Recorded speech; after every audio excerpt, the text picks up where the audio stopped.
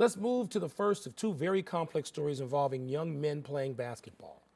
John Calipari takes a position that might surprise some, saying on his radio show, quote, "We cannot devalue education." How many of them are really getting to the NBA? You're in the 8th or 9th grade, and now the academics get a little tougher, so you just say, "I'm not doing this because I'm going to the NBA," close quote. Cal adds, by the time those kids see they're not good enough to make the NBA, quote, "Well, now you're not prepared for college. If we do this, I want to know what society is going to do. How are we taking care of these kids?" Close quote. Tony, as you know, Cal is expressing my lifelong belief and fear. But what do you think of his comments? I love John Calipari. I love him. But please deliver me from the notion that John Calipari is going to save education in America. John Calipari goes to kids who are very, very great basketball players and very, very great prospects, and he says, "Come with me for 1 year and then you go to the NBA."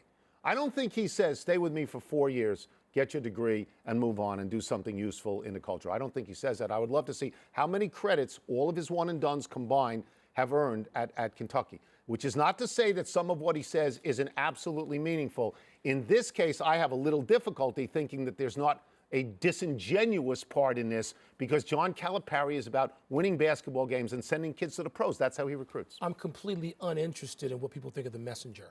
I only care about the message. And this is a message that needs to be delivered. It needs to be delivered, if you want, by messengers you find more credible, and it needs to be delivered by John Calipari. And a lot of this, as Cal knows, even though he didn't get into it there, has to do with race. I don't want to hear that any young black men don't need college. LeBron James will tell you if he could have afforded to, he would have gone to Ohio State. I've had the conversation with him. This is necessary. It's necessary. It's mandatory to express, and it needs to come from college coaches who have the attention in the living room of black parents and their sons. And not only black people, because increasingly we are an illiterate culture. And don't tell me, Tony, that education is okay to just pass aside kids can do one and done. I'm not going to say that. I know you're not. But there are people in the culture who show that they are prodigies, obviously at a very, very young age. And their parents and their friends push them down this particular path, which is made attractive to them by the one and done rule. And they're not going to college to go to college.